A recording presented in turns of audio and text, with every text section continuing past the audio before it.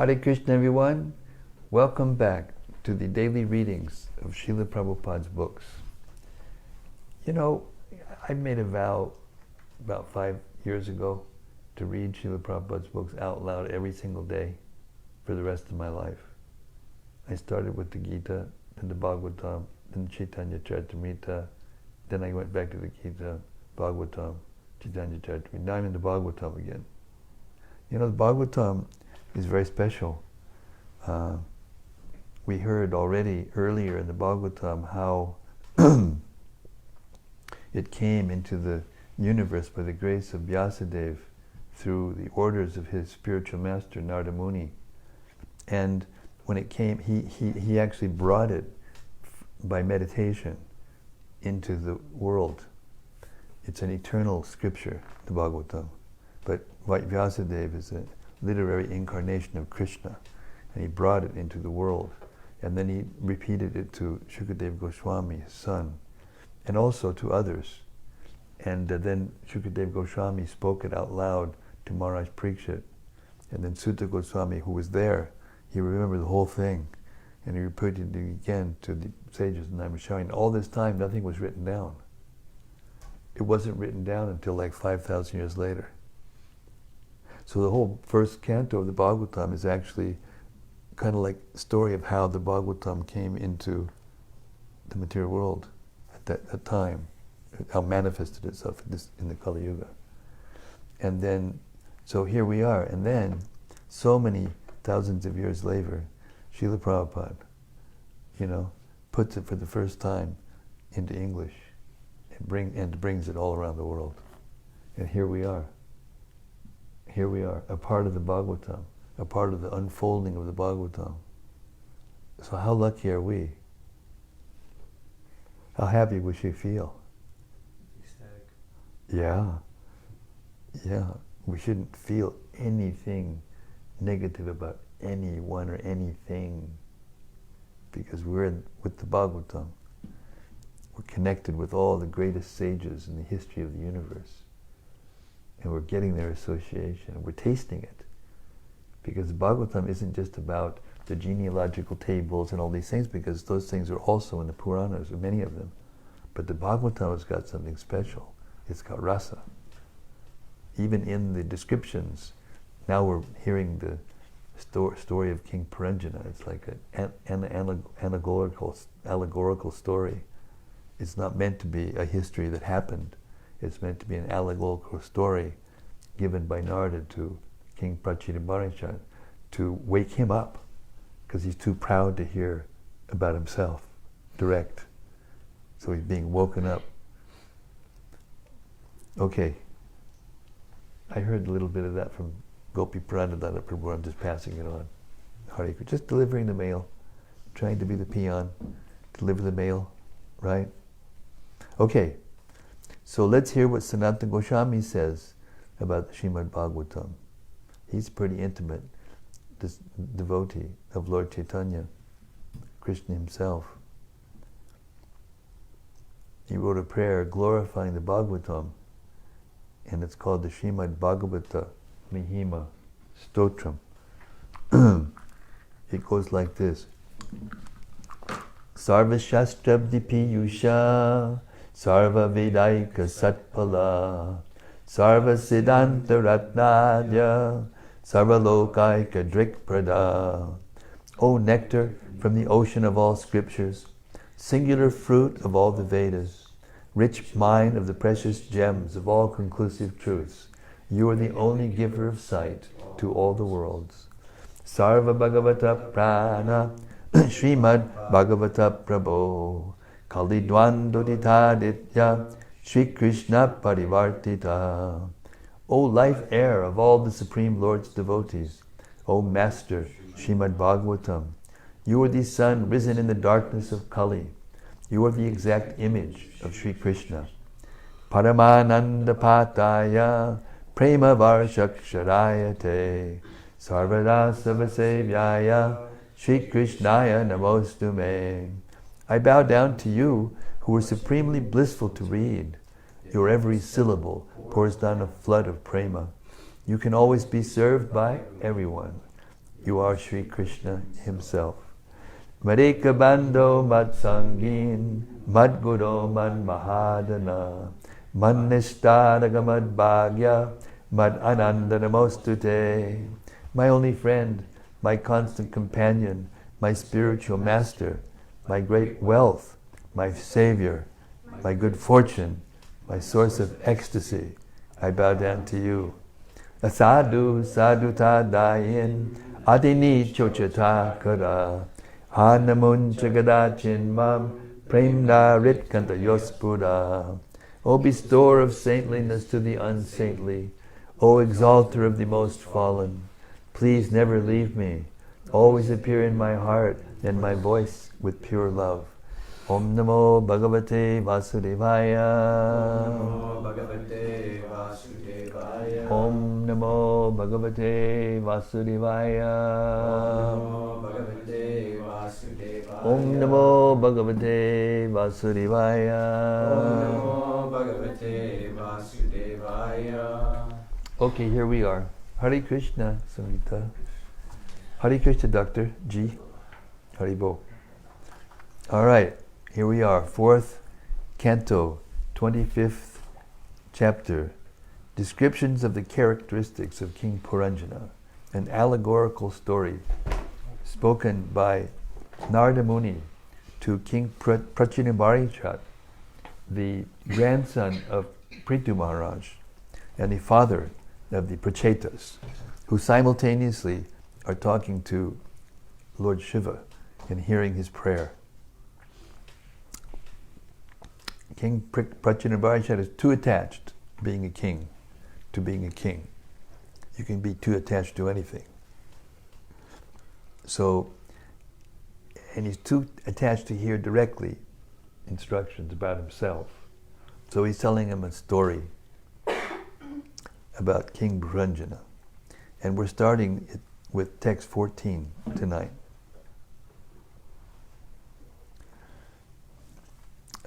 He's talking about when Puranjana met or came to the city, an allegorical city. That city was surrounded by walls and parks, and within it were towers, canals, windows, and outlets. The houses that were there were decorated with domes made of gold, silver, and iron. Purport. The body is protected by walls of skin. The hairs on the body are compared to parks. And the highest parts of the body, like the nose and head, are compared to towers. The wrinkles and depressions on different parts of the body are compared to trenches or canals. The eyes are compared to windows, and the eyelids are compared to protective gates. The 3 types of metal, gold, silver, and iron, represent the 3 modes of material nature. Gold represents goodness, silver, passion, and iron, ignorance. The body is also sometimes considered to be a bag containing 3 elements, Tri Dhatu, mucus, bile, and air. Oh, that sounds nice. Kapha, Pitta, and Vayu. We're so attached to it. And all it is Kapha, Pitta, and Vayu. Yasyatma Buddhi Kunape Tridhatuke. According to Bhagavatam 10:84-13, one who considers this bag of mucus, bile, and air to be the self is considered no better than a cow or an ass. It's 4:25:14. We're just about ready to go to 4:25:15. Text 15. The floors of the houses in that city were made of sapphire, crystal, diamonds, pearls, emeralds, and rubies. Because of the luster of the houses in the capital, the city was compared to a celestial town named Bhogavati. Purport. In the city of the body, the heart is considered to be the capital. just as the capital of a state is especially gorgeously filled with various high buildings and lustrous palaces, the heart of the body is filled with various desires and plans for material enjoyment. Such plans are sometimes compared to valuable jewels, such as sapphires, rubies, pearls, and emeralds. The heart becomes the center for all planning for material enjoyment. Text 16. In that city, there were many assembly houses, street crossings, streets, restaurants, gambling houses, markets, resting places, flags, festoons, and beautiful parks. All these surrounded the city. Purport. In this way, the capital is described. In the capital, there are assembly houses and many squares, many street crossings, avenues and streets, many gambling places, markets and places of rest, all decorated with flags and festoons. The squares are surrounded with railings and are devoid of trees.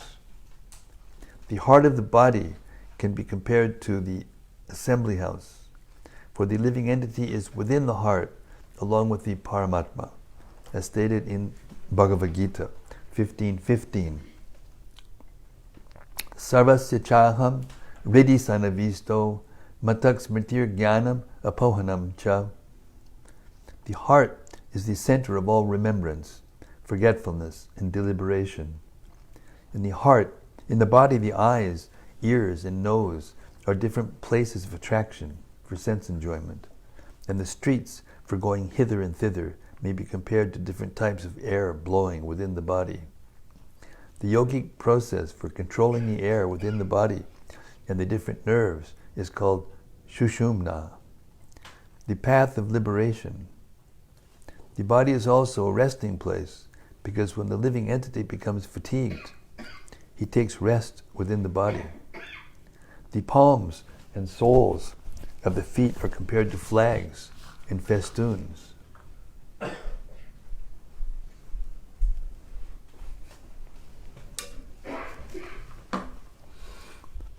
Text 17.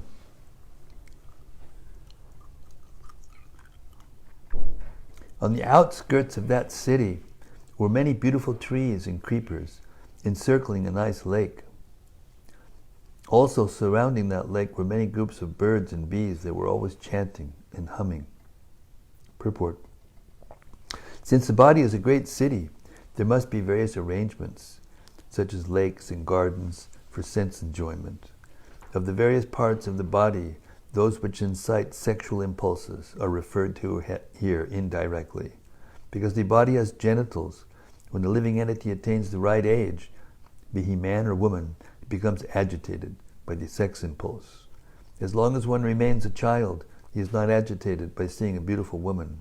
Although the sense organs are present, unless the age is ripe, there is no sex impulse. The favorable conditions surrounding the sex impulse are compared here to a garden or a nice solitary park. Psst. It's there, it's there, it's there. Just look for it. Oh, darn it. Did you find it? Maybe it's magic. I'm a magician. Here, now you see it? Oh, you found it. Okay. Now you see it, now you don't. And now you see it, now you don't. You're welcome. The pleasure is all mine. Okay. As long as one remains a child, he is not agitated by seeing a beautiful woman. Although the sense organs are present, unless the age is ripe, there is no sex impulse. The favorable conditions surrounding the sex impulse are compared here to a garden or a nice solitary park. When one sees the opposite sex, naturally the sex impulse increases. It is said that if a man in a solitary place does not become agitated upon seeing a woman, he is considered a brahmachari. But this practice is almost impossible. The sex impulse is so strong that even by seeing, touching, or talking, coming in contact, or even thinking of the opposite sex, even in so many subtle ways, one becomes sexually impelled. Consequently, a brahmachari or sannyasi is prohibited to associate with women, especially in a secret place. The Shastras enjoin that one should not even talk to a woman in a secret place, even if she happens to be one's own daughter, sister, or mother. The sex impulse is so strong that even if one is very learned, he becomes agitated in such circumstances. If this is the case, how can a young man in a nice part remain calm and quiet after seeing a beautiful young woman? Text 18. The branches of the trees standing on the bank of the lake received particles of water carried by the spring air from the falls coming down from the icy mountain. Wow, it's so poetic. Prabhupada, it's so poetic, isn't it? Purport. In this verse, the word hima nirjara is particularly significant. The waterfall represents a kind of liquid humor, or rasa, relationship. In the body there are different types of humor, rasa or mellow. The supreme mellow relationship is called the sexual mellow, adi rasa. When this adi rasa, or sex desire, comes in contact with the spring air moved by Cupid, it becomes agitated. In other words, all these are representations of rupa, rasa, gandha, shabda, and sparsha. The wind is sparsha, or touch. The waterfall is rasa, or taste. The spring air, kusumakara, is smell.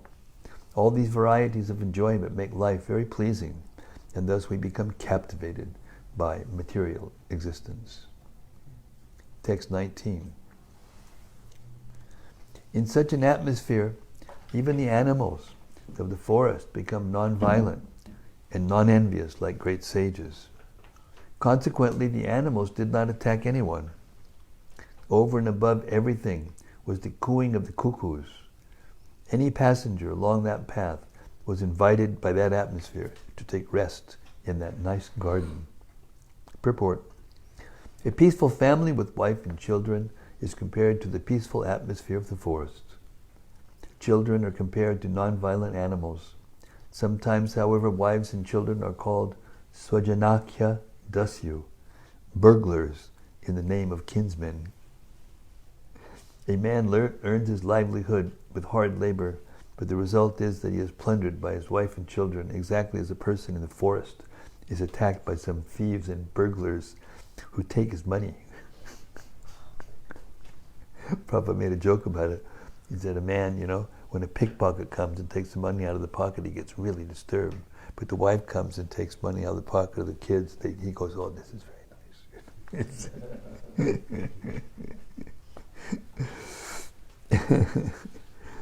Nonetheless, in the family life, the turmoil of wife and children appears to be like the cooing of the cuckoos in the garden of family life.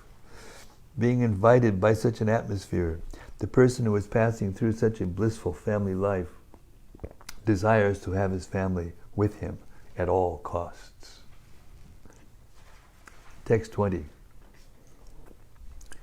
While wandering here and there in that wonderful garden, King Puranjana suddenly came in contact with a very beautiful woman who was walking there without any engagement. She had 10 servants with her, and each servant had hundreds of wives accompanying him. Purport. The body has already been compared to a beautiful garden. During youth, the sex impulse is awakened, and the intelligence, according to one's imagination, is prone to contact the opposite sex. In youth, a man or woman is in search of the opposite sex by intelligence or imagination, if not directly. The intelligence influences the mind, and the mind controls the 10 senses. 5 of these senses gather knowledge, and 5 work directly.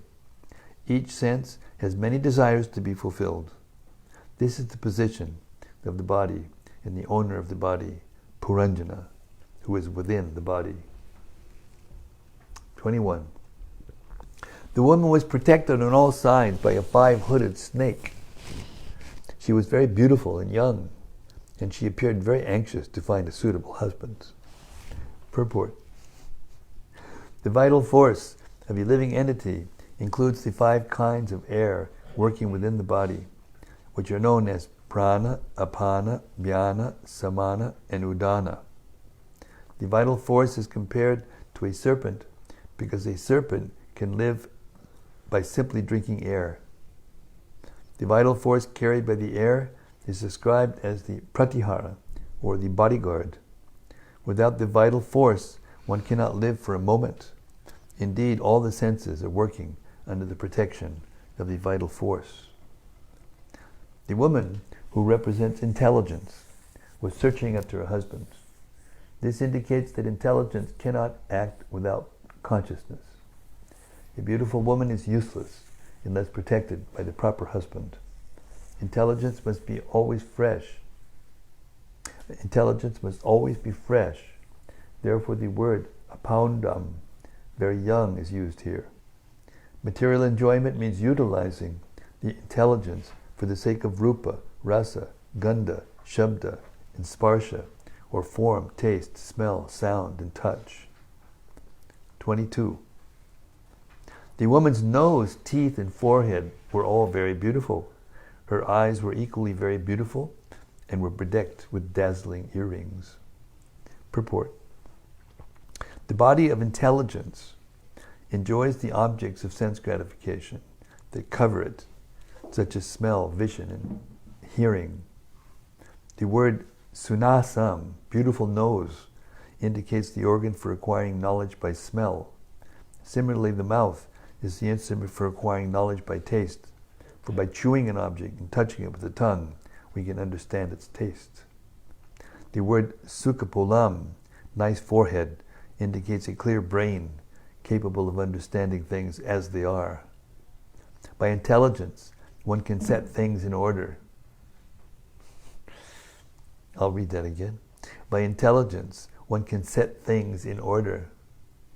See, when things are not in order, then our intelligence we become disturbed. Things can't be right. By intelligence, one can set things in order. The earrings set upon the two ears are placed there by the work of the intelligence. Thus, the ways of acquiring knowledge are described metaphorically.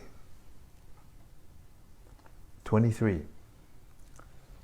The waist and hips of the woman were very beautiful. She was dressed in a yellow sari with a golden belt. While she walked, her ankle bells rang. She appeared exactly like a denizen of the heavens. Purport. This verse expresses the joyfulness of the mind upon seeing a woman with raised hips and breasts dressed in an attractive sari and bedecked with ornaments. Text 24. With the end of her sari, the woman was trying to cover her breasts, which were equally round and well placed side by side. She again and again tried to cover them out of shyness while she walked exactly like a great elephant. Purport. The two breasts represent attachment and envy. The symptoms of raga and dvesha, attachment and envy, are described in Bhagavad Gita 3:34. Indriyas indriyasyarte raga dvesha vyavastitao tayor navasham agachet tau yasya paripantinao. Attraction and repulsion for sense objects are felt by embodied beings, but one should not fall under the control of senses and sense objects because they are stumbling blocks on the path of self-realization. These representatives of attachment and envy are very much unfavorable for advancement in spiritual life. One should not be attracted by the breasts of young women. The great saint Shankaracharya has described the breasts of women, especially young women, as nothing but a combination of muscles and blood. So one should not be attracted by the illusory energy of raised breasts with nipples. They are agents of Maya, meant to victimize the opposite sex. Because the breasts are equally attractive, they are described as samavritao. The sex impulse remains in an old man's heart also, even up to the point of death. To be rid of such agitation, one must be very much advanced in spiritual consciousness, like Yamunacharya, who said, Yad avidi mama chetak Krishna padarda vinde nava nava rasadam yuditam rantamasit tad avidi bata nari sangame smaryamane bhavati mukhas vikara shushtu nishtivanam cha. Since I have been engaged in the transcendental loving service of Krishna, realizing ever new pleasure in Him, whenever I think of sex pleasure, I spit at the thought, and my lips curl in distaste. When one is spiritually advanced, he can no longer be attracted by the lumps of flesh and blood, which are the breasts of young women. The word nirantarao is significant because although the breasts are situated in different locations, the action is the same. We should not make any distinction between attachment and envy. As described in Bhagavad Gita 3:37, they are both products of Rajaguna, Kama Esha, Krodha Esha, Rajaguna, Samudbhavaha. The word niguhantim, trying to cover, indicates that even if one is tainted by Kama, Lobha, Krodha, etc., they can be transfigured by Krishna consciousness. In other words, one can utilize Kama, lust, for serving Krishna. I'll repeat that again. In other words, one can utilize Kama, lust, for serving Krishna. Being impelled by lust, an ordinary worker will work hard day and night. Similarly, a devotee can work hard day and night to satisfy Krishna. Just as karmis are working hard to satisfy Kama, Krodha, a devotee should work in the same way to satisfy Krishna. Similarly, Krodha, anger, can also be used in the service of Krishna when it is applied to the non-devotee demons. Hanumanji applied his anger in this way. He was a great devotee of Lord Ramachandra, and he utilized his anger to set fire to the kingdom of Ravana, a non-devotee demon. Thus, Kama, lust, can be utilized to satisfy Krishna, and Krodha, anger, can be utilized to punish the demons. When both are used for Krishna's service, they lose their material significance and become spiritually important. Text 25. Puranjana, the hero, became attracted by the eyebrows and smiling face of the very beautiful girl, and was immediately pierced by the arrows of her lusty desires. When she smiled shyly, she looked very beautiful to Puranjana, who, although a hero, could not refrain from addressing her. Purport.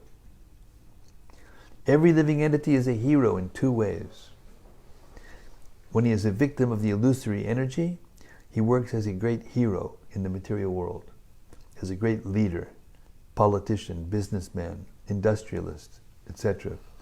And his heroic activities contribute to the material advancement of civilization. One can also become a hero by being master of the senses, a Goswami. Material activities are false, heroic activities, whereas restraining the senses from material engagement is great heroism. However great a hero one may be in the material world, he can be immediately conquered by the lumps of flesh and blood known as the breasts of women.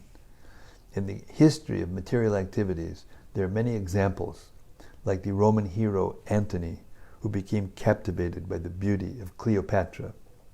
Similarly, a great hero in India named Bajirao became a victim of a woman during the time he was involved in the Maharashtrian politics, and he was defeated.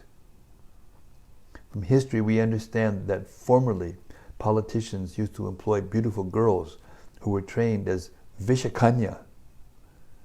These girls had poison injected into their bodies from the beginning of their lives, so that in due course of time they would be so immune to the poison and so poisonous themselves that simply by kissing a person they could kill him.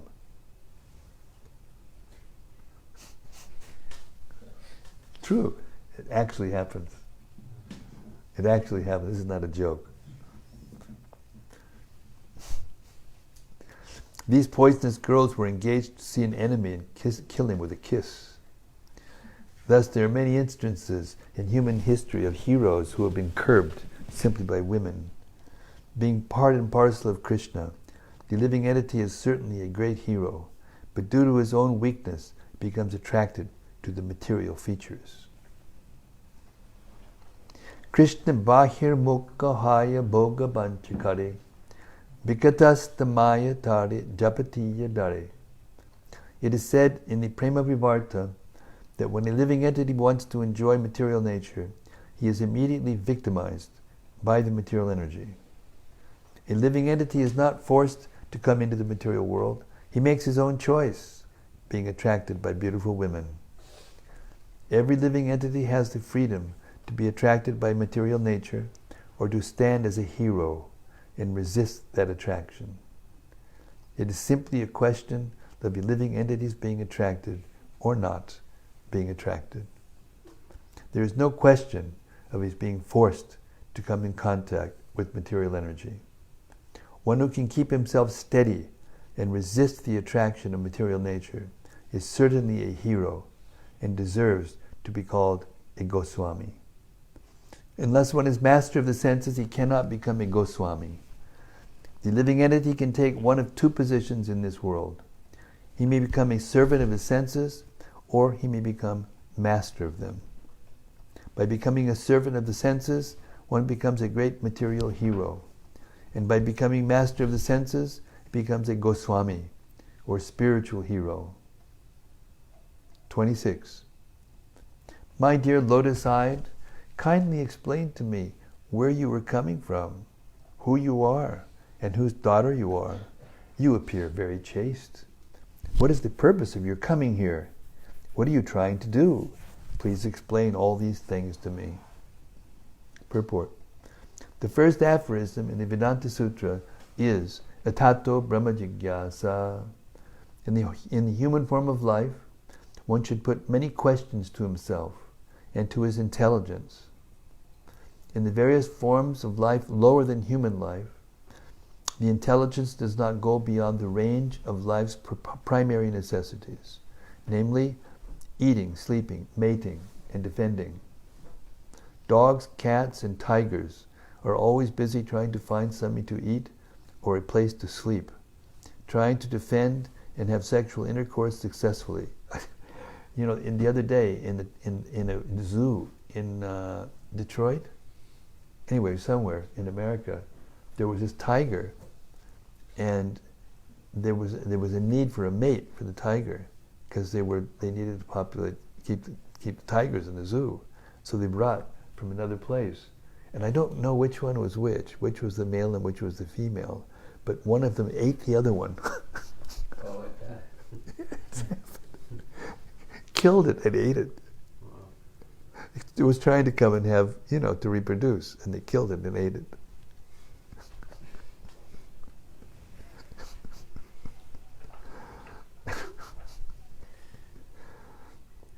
Dogs, cats, and tigers are always busy trying to find something to eat or a place to sleep, trying to defend and have sexual intercourse successfully. In the human form of life, however, one should be intelligent enough to ask what he is, why he has come into the world, what his duty is, who is the supreme controller, what is the difference between dull matter and the living entity, etc. There are so many questions, and the person who is actually intelligent should simply inquire about the supreme source of everything, Tato, Brahma, Jigyasa. A living entity is always connected with a certain amount of intelligence, but in the human form of life, the living entity must inquire about his spiritual identity. This is real human intelligence. It is said that one who is simply conscious of the body is no better than an animal, even though he be in the human form. In Bhagavad Gita 15:15, Krishna says, Sarvasya chaham riti sanavishto matak smritir jnanam apohanam cha. I am seated in everyone's heart, and from me come remembrance, knowledge, and forgetfulness. In the animal form, the living entity is completely forgetful of his relationship with God. This is called apohanam, or forgetfulness. In the human form of life, however, consciousness is more greatly developed, and consequently the human being has a chance to understand his relationship with God. In the human form, one should utilize his intelligence by asking these questions, just as Puranjana, the living entity, is asking the unknown girl where she has come from, what her business is, why she is present, etc. These are inquiries about Atma Tattva, self-realization. The conclusion is that unless a living entity is inquisitive about self-realization, he is nothing but an animal. Text 27. My dear lotus eyes, who are those 11 strong bodyguards with you? And who are those 10 specific servants? Who are those women following the 10 servants? And who is that snake that is preceding you? Purport. The 10 strong servants of the mind are the 5 working senses and the 5 knowledge-gathering senses. All these 10 senses work under the aegis of the mind. The mind and the 10 senses combine to become 11 strong bodyguards. The hundreds of women under the jurisdiction of the senses are addressed here as lalana. The mind works under the intelligence, and under the mind are the 10 senses, and under the 10 senses are innumerable desires to be fulfilled. All these, however, depend on the vital life force, which is here represented by the snake. As long as the vital life force is there, the mind works, and under the mind the senses work, and the senses give rise to so many material desires. Actually, the living entity, known as Puranjana, is embarrassed by so much paraphernalia. All this paraphernalia simply constitutes different sources of anxiety, but one who is surrendered unto the Supreme Personality of Godhead and who leaves all business to Him is freed from all anxieties. Therefore, Prahlad Maharaj advises the person who has taken to the materialistic way of life, which is never permanent, but always temporary, to take shelter of the Supreme Personality of Godhead and leave aside all his so-called responsibilities in order to get free from all anxieties. 28. My dear beautiful girl, you are exactly like the goddess of fortune, or the wife of Lord Shiva, or the goddess of learning, the wife of Lord Brahma. Although you must be one of them, I see that you are loitering in this forest. Indeed, you are as silent as the great sages. Is it that you are searching after your own husband? Whoever your husband may be, simply by understanding that you are so faithful to him, he will come to possess all opulences. I think you must be the goddess of fortune, but I do not see the lotus flower in your hands. Therefore I am asking you, where have you thrown that lotus?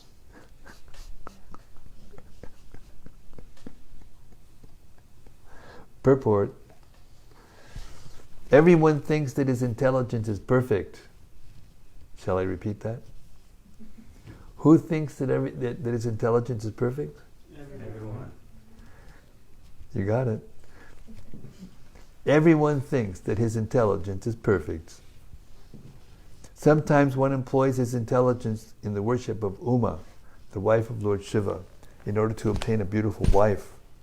Sometimes when one wants to become as learned as Lord Brahma, he employs his intelligence in the worship of the goddess of learning, Saraswati.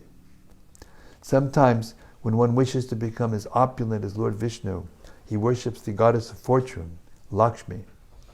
In this verse, all the inquiries are made by King Puranjana, the living entity who is bewildered and does not know how to employ his intelligence. Intelligence should be employed in the service of the Supreme Personality of Godhead. As soon as one uses his intelligence in this way, the goddess of fortune automatically becomes favorable to him. The goddess of fortune, Lakshmi, remains without her husband, Lord Vishnu. Consequently, when one worships Lord Vishnu, he automatically obtains the favor of the goddess of fortune. One should not, like Ravana, worship the goddess of fortune alone, for she cannot remain long without her husband. Thus her other name is Chanchala, or restless. In this verse it is clear that Puranjana is representing our intelligence while he is talking with the girl. He not only appreciated the shyness of the girl, but actually became more and more attracted by that shyness. He was actually thinking of becoming her husband, and consequently was asking her whether she was thinking of her prospective husband or whether she was married. This is an example of bhoga ichcha, the desire for enjoyment. One who is attracted by such desires becomes conditioned in this material world. And one who is not so attracted attains liberation. King Puranjana was appreciating the beauty of the girl as if she were the goddess of fortune, but at the same time he was careful to understand that the goddess of fortune cannot be enjoyed by anyone except Lord Vishnu. Since he doubted whether the girl was the goddess of fortune, he inquired about the lotus flower she was not holding.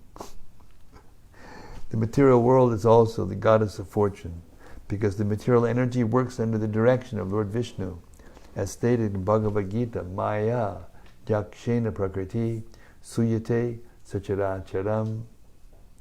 The material world cannot be enjoyed by any living entity.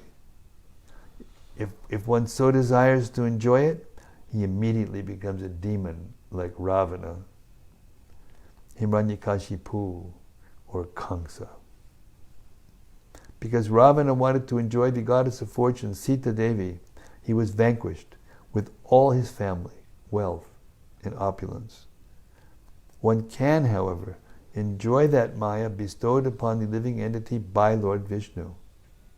The satisfaction of one's senses and desires means enjoying Maya, not the goddess of fortune. Text 29. O greatly fortunate one, it appears that you are none of the women I have mentioned, because I see that your feet are touching the ground. But if you are some woman of this planet, you can, like the goddess of fortune, who accompanied by Lord Vishnu, increases the beauty of the Vaikuntha planets, also increase the beauty of this city by associating with me. You should understand that I am a great hero and a very powerful king on this planet. Purport. There is a difference between demoniac mentality and devotional mentality. Devotees know perfectly well that the goddess of fortune, who is the constant companion of Vishnu or Narayana, cannot be enjoyed by a living entity. This higher sense of understanding is called Krishna consciousness. Nonetheless, everyone wants to become happy by imitating the prosperity of Narayana.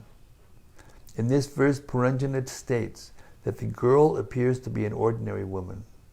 However, since he is attracted by her, he requests that she become as happy as the goddess of fortune by associating with him.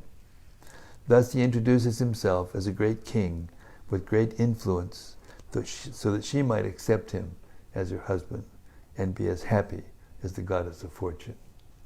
To desire to enjoy this material world as a subordinate of the Supreme Personality of Godhead is godly. The demons, however, want to enjoy this material world without considering the Supreme Personality of Godhead. This is the difference between a demon and a demigod. The word bhuvi-sprik mentioned in this verse is very significant. When demigods sometimes come to this planet, they do not touch the ground. Puranjana could understand that this girl did not belong to the transcendental world or the higher planetary system because her feet were touching the ground.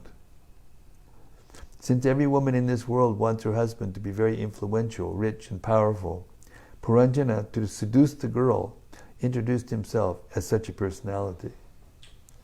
In the material world, whether one be a man or a woman, one wants to enjoy. A man wants to enjoy a beautiful woman, and a woman wants to enjoy a powerful, opulent man. Every living entity who possesses such material desires is called Purusha, an enjoyer. Superficially, it appears that the woman is the enjoyed and the man is the enjoyer, but internally, everyone is an enjoyer. Consequently, everything in the material world is called Maya.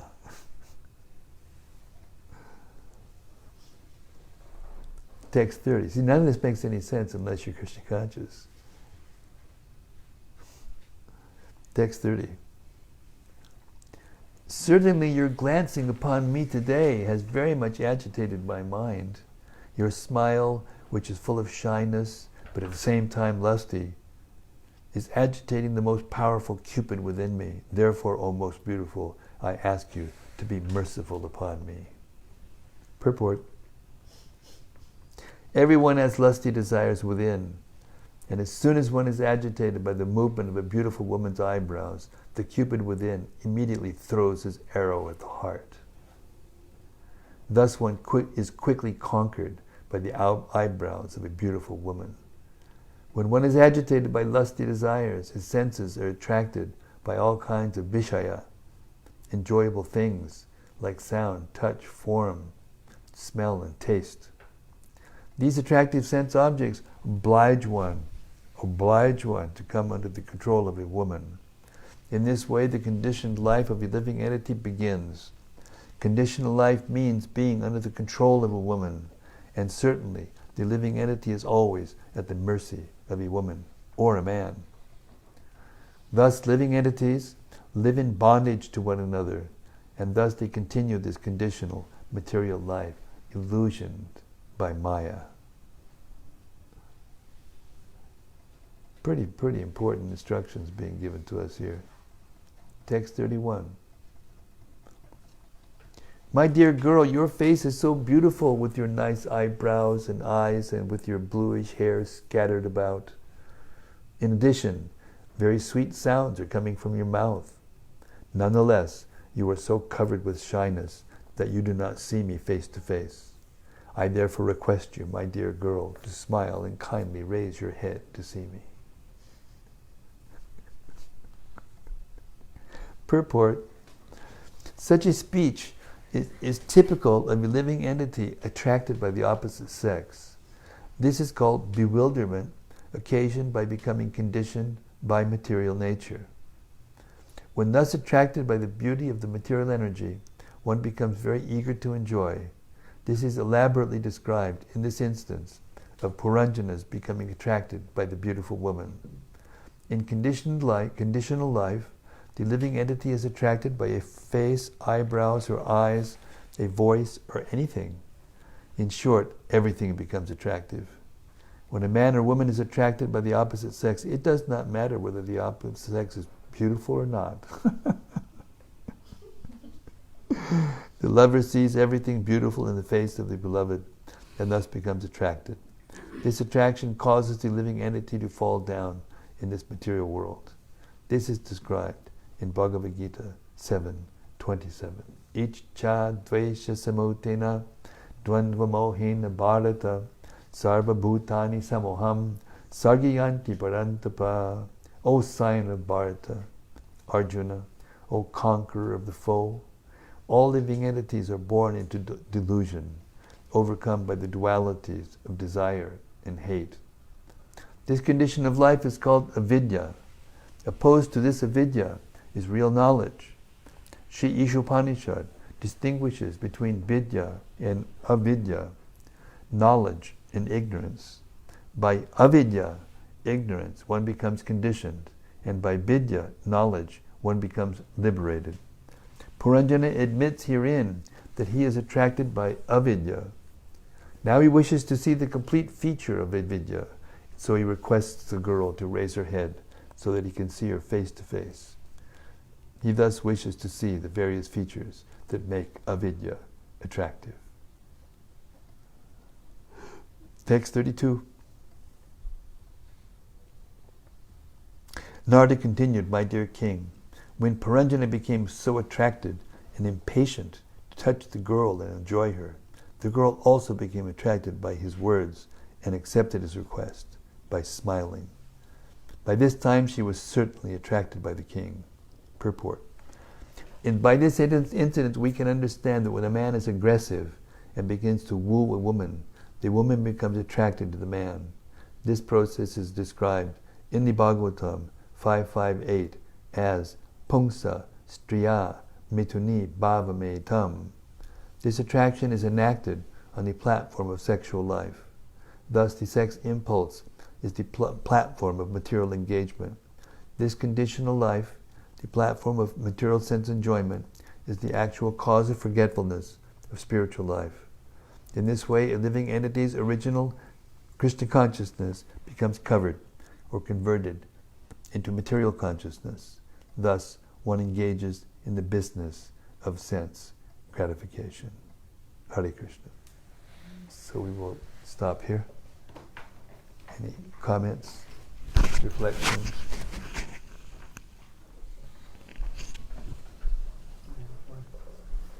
Huh? I have a question. Really?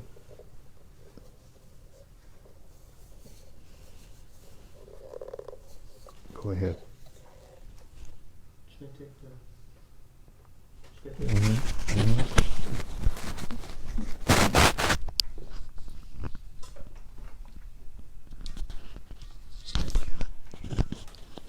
It was in the purport to text 20. The body's being compared to a beautiful garden. It says, during youth, the sex impulse is awakened, and the intelligence, according to one's imagination, is prone to contact the opposite sex. I was wondering if you could explain that. Well, I mean, it's fairly simple. When you think about the opposite sex, that's what it means by imagination. You imagine, the ideal, form that you'd be happy with. Prajahadi yada kaman sarvan partamanogatan atmanyeva manatushta sitapragyasatujate. So the material desires are concocted in the mind. Prajahadi yada kaman. Therefore one has to give up those desires which are created in the mind.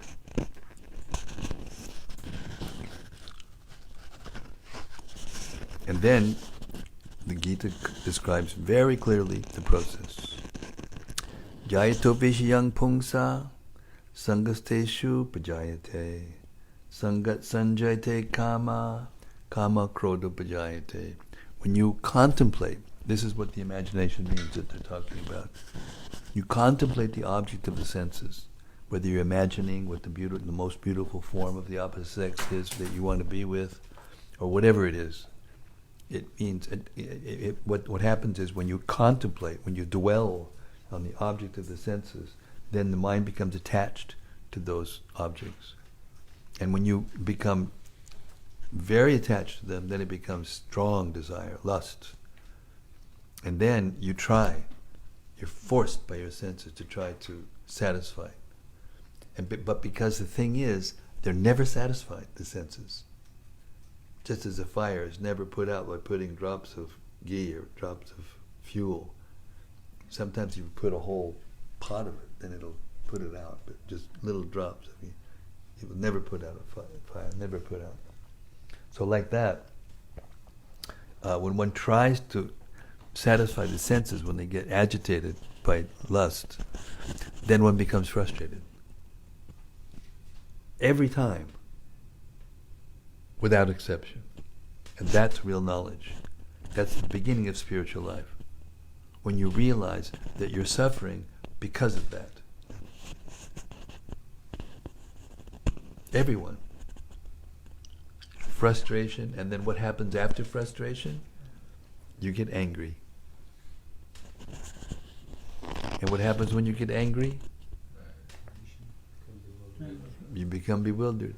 And then you could do and think and say anything, and then your intelligence is lost, and then you can do anything. Then when Prabhupada, when we first heard this translation of Prabhupada about that the process of falling down, and right at the end, they say when one falls down into the material pool, one real smart godbrother of mine said, "Oh yes, what happens when a rock falls into a pool? It goes bloop, bloop, bloop."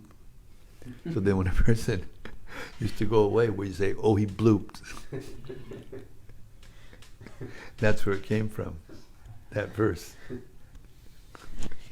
I mean, how Prabhupada trained us up was really incredible. Morning walks, and he would just challenge us and tease us and, get us to challenge him and say the stupidest things, and he would just, turn us into pretzels,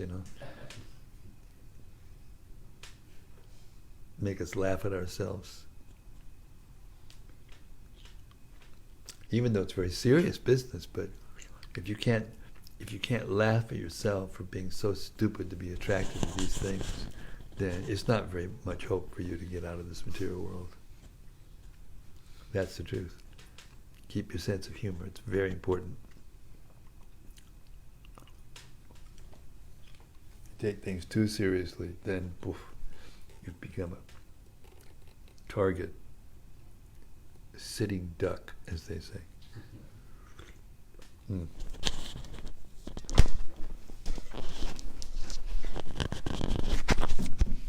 Okay, this one's... I'm going to go back and forth a little bit, so bear with me, please. Okay, so we read, "A beautiful woman is useless unless protected by the proper husband." Now, if we go to text 25, it says, "Every living entity is a hero in two ways. When he is a victim of the illusory energy, he works as a great hero in the material world, as a great leader, politician, businessman, industrialist, and so on. And one can also become a hero by being a master of the senses, a Goswami." So, then we read in the purport of text 19 that a man earns his livelihood. Sometimes, however, wives and children are called, I don't know how to say that word, burglars in the name of kinsmen. A man earns his livelihood with hard labor, but the result is that he is plundered by his wife and children, exactly as a person in the forest is attacked by some thieves and burglars who take his money. So, I guess my question is, as a girl, why would any sane girl want to put a man through that when they could be a Goswami? Personally, I've been thinking about this a lot this week. Personally, for me, to do that to somebody when they could be, distributing books rather than them go work and do exactly this, it makes me so sad. So, but it says here, Go for it. Go for it. But it says here that She approached me as her spiritual messenger. You know that? You know that? Go for it. Go for what? Don't do that to a man. But it says here multiple times, it says this: a beautiful woman is useless unless protected by a husband. So now I'm going to ask you, you're going to go on and on and on. Enough is enough. Okay. The thing is that this is talking about material life, materialistic life. But when a devotee marries a devotee properly, then they become assistants to one another in Krishna consciousness. It's difficult. It's very difficult. And it's not as easy when you stay celibate, stay brahmachari, stay brahmacharini, which is very difficult. It's almost impossible. But it's possible. Prabhupada has very advanced women disciples, female disciples, very advanced. Jamuna, Vishaka, these are not ordinary persons. And And some of them even, Prabhupada gave their husbands sannyas right while they were, right in the middle of the fire of the spreading Krishna consciousness, and they had to live with it. They had to just take shelter of their deities and, preach to others and be a good example to other ladies. And this is the thing. Everyone is meant to be advanced. Everyone meant to become detached. But most men and women can't tolerate that. So therefore, they have to be married, because there's something in a man that the woman doesn't have. There's something in a woman man doesn't have. So therefore, they mostly do. But if they're devotees and they don't see each other as objects for sense gratification, but see each other as servants of Krishna and serve each other in that way and help each other in that way and help each other with that sex impulse. If they're both initiated by spiritual master and they make the vow not to have sex unless they want children, that's also brahmacharya. That's a harder brahmacharya than when you're living in a brahmacharya ashram with a brahmacharya leader like this. That's like a piece of cake. Prabhupada used to say, when you live with a woman and both devotees and you're trying to follow principles, it's like, trying to do a fast when you're living in an icebox, So then why? Because it regulates. It regulates the senses. It regulates human society. Because the truth is that every man wants to have sex with more than one woman, and every woman wants to have sex with more than one man.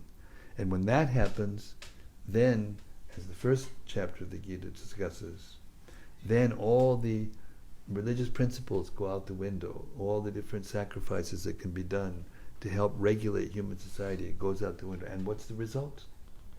21st century America. And India, as they run after India, or America. That's why spreading Krishna consciousness now is really tough, because this is tough love. Prabhupada's given us some tough love. He's telling it exactly like it is. And so many devotees have stopped reading Prabhupada's books, and that's why I made this vow. To just read Prabhupada's books out loud, straight through, not picking and choosing, cherry picking the things that everybody will like and avoiding the things that people won't like. We're going to come up against this very heavy statement Prabhupada made about rape pretty soon. We're almost there, Anyway, we'll get into that later. We'll get it when we come into it. Right now it's almost 1:45, and I'm going to take rest, because I've been staying up too late every night, and my voice is not right in the morning. I run out of voice too early, and tomorrow I'm making up for having a couple of days off this week. Or we tried, but my voice wouldn't wake. But we're going to. Gora's agreed kindly to take his Saturday morning and do another, so I have to be right. So I'm going to take rest early. So with that, I thank you all, men and women in this room, for hearing the Puranjana story. And if the thing is, if you hear it, you'll become free. And if you keep hearing it, if you stop hearing it, finished. Finished. There's nobody that can resist if you stop hearing the Bhagavatam.